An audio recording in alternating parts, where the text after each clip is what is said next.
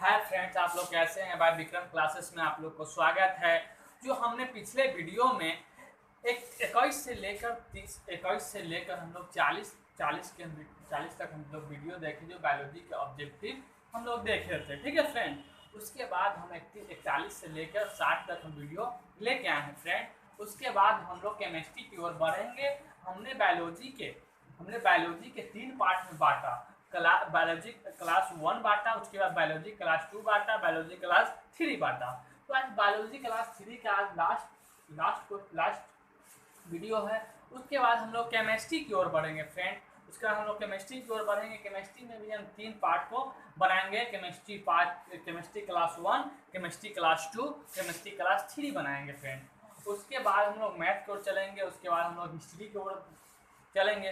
जितने भी bye Vikram classes को आप लोग फॉलो कर रहे हैं, बाय विक्रम क्लासेस को लाइक, सब्सक्राइब और दोस्तों में शेयर करें। फ्रेंड देखिए कि जितने भी छात्र छात्राएं आप लोग 2022 की परीक्षा देने जा रहे हैं, तो आपकी तैयारी में कोई भी कमी नहीं होनी चाहिए।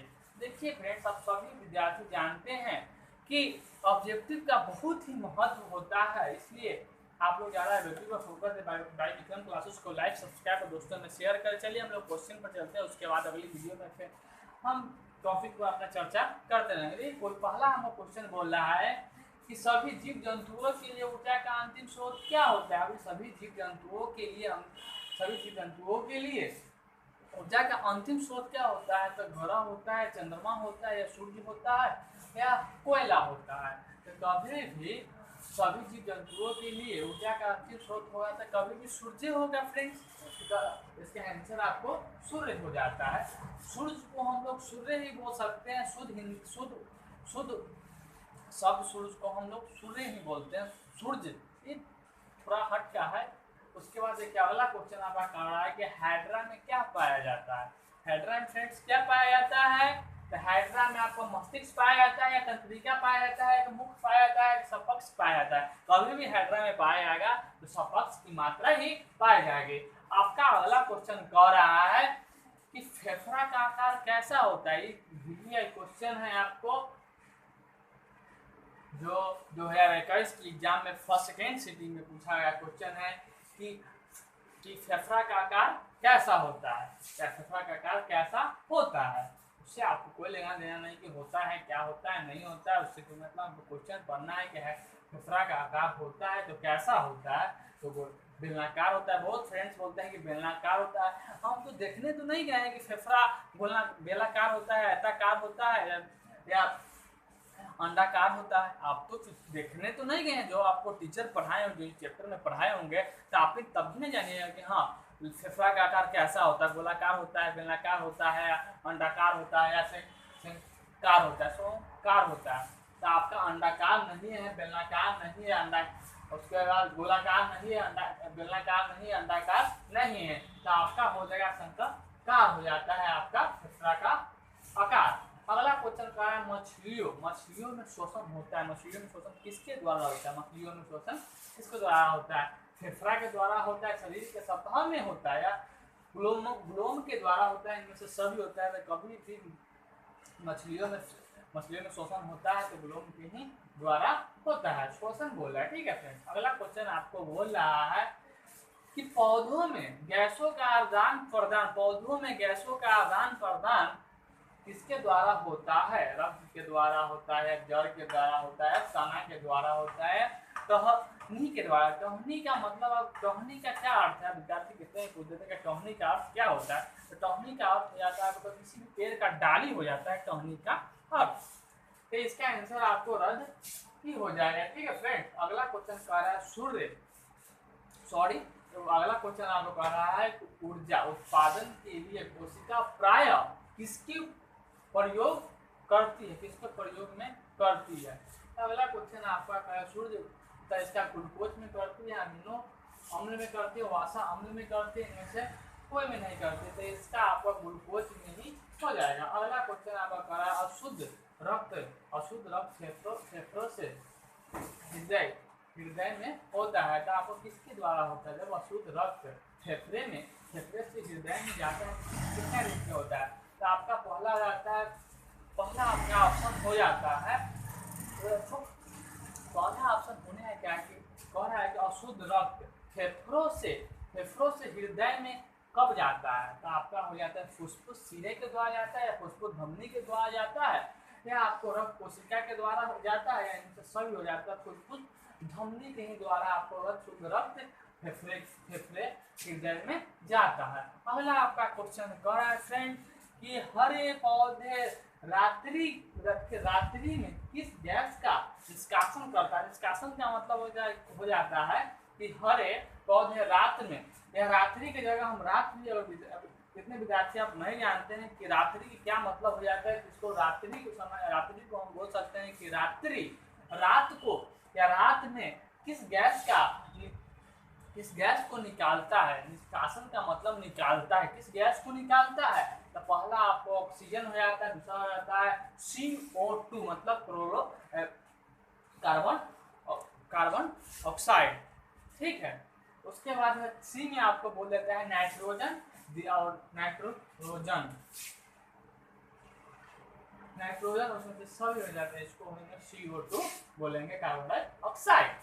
उसका अगला क्वेश्चन कह रहा है कि मनुष्य के सफेद रक्त कोशिकाओं की जीवन अवर्धित कितनी होती है। अगर मनुष्य की, आप सभी जानते हैं किसी भी मनुष्य के शरीर में अगर सफेद रक्त की मात्रा आ जाए, सफेद रक्त हो जाए, तो कितने दिन तक जी सकता है। तो उसका ऑप्शन आपको बोला है 12 से 20 दिन तक, या 20 से 30 दिन तक, या आपको 2 से 3 महीना, ठीक है फ्रेंड्स। उसके बाद 4 महीने से अधिक कितना दिन तक जी सकता है। आपके शरीर में अगर सफेद रक्त की मात्रा सबसे अधिक हो जाए तो आप कितने दिन तक जी सकते हैं, आपका लाइफ टाइम कितना हो सकता है, ठीक है फ्रेंड्स।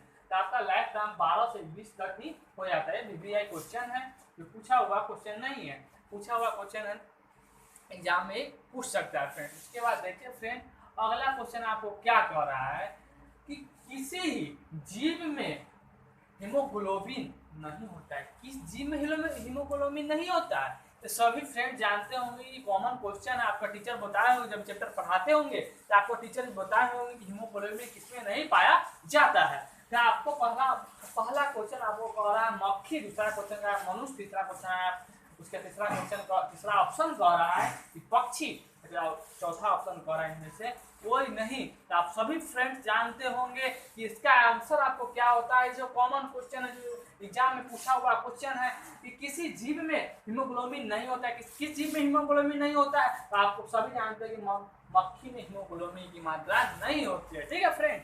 उसके बाद अगला क्वेश्चन कह रहा है रक्त क्या होता है, व्हाट इज ब्लड। आपको रक्त क्या है, तो व्हाट इज ब्लड। तो आप रक्त का हम क्या कह सकते हैं, रक्त क्या है, व्हाट इज ब्लड।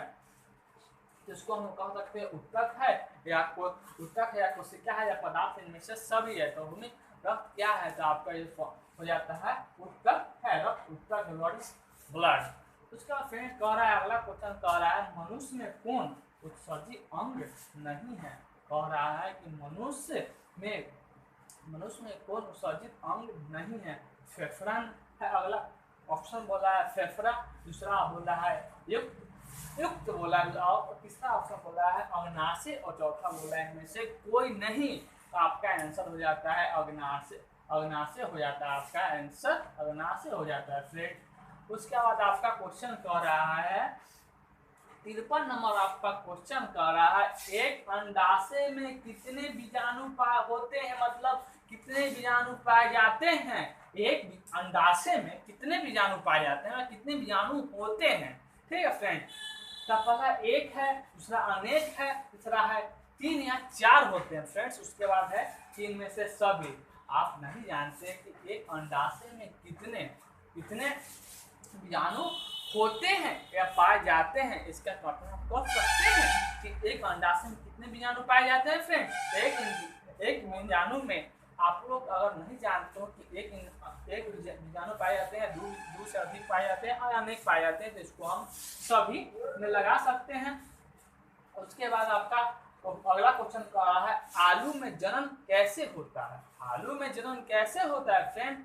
तो पहला ऑप्शन है मुकुलन, दूसरा ऑप्शन कह रहा है बीजाणु जनन कह रहा है। उसके बाद आपका हो गया तीसरा ऑप्शन कह रहा है कायिक प्रवर्धन कर रहा है, इकाई प्रबंधन कर रहा है। इसका तीसरा ऑप्शन में से सभी, आपका इसका आंसर होगा इकाई प्रबंधन होता है। अगला क्वेश्चन आपको करा है फ्रेंड कि अनैनिक जनन के समय, अनैनिक जनन के समय कौन सा, अनैनिक जनन के समय कौन सा विभाजन होता है, अनैनिक जनन के समय कौन सा विभाजन होता है। ऑप्शन आपको बोल रहा है समसूत्री, ठीक है फ्रेंड्स, समसूत्री बोल रहा है या असमसूत्री बोल रहा है फ्रेंड, या आपको कह रहा है सूत्री बोल रहा है, सूत्री बोल रहा है फ्रेंड, ठीक है। उसके बाद है इनमें से बोल रहा है कि इनमें एक एवं दोनों, ए एवं बी दोनों होता है। इसका आंसर आपको ए एवं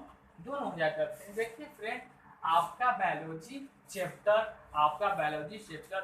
एक से लेकर 60 तक आपका कंप्लीट हो चुका है बायोविक्रम क्लासेस में। बायोविक्रम क्लासेस आप सबके लिए अगले वीडियो केमिस्ट्री में हम आएंगे। जो केमिस्ट्री का हमने पिछले थोड़ी देर पहले बोला कि केमिस्ट्री में हम 3 पार्ट बनाएंगे, जो आपके लिए 3 पार्ट में बनाए जाएंगे। तो 1 से लेकर आपको 20 केमिस्ट्री क्लास 1 हो जाएंगे, केमिस्ट्री क्लास 1 होंगे। उसके बाद फ्रेंड्स, उसके बाद आपको 31 से लेकर 40 तक केमिस्ट्री क्लास 2 हो जाएंगे। उसके बाद हो जाएंगे 41 से लेकर 60 तक केमिस्ट्री क्लास 3 हो जाएंगे फ्रेंड्स। उसके बाद हम लोग मैथ की ओर चलेंगे। बायोविक्रम क्लासेस को जितने विद्यार्थी फॉलो कर रहे हैं वो लाइक, सब्सक्राइब और दोस्तों में शेयर करें, ठीक है। थैंक यू, धन्यवाद।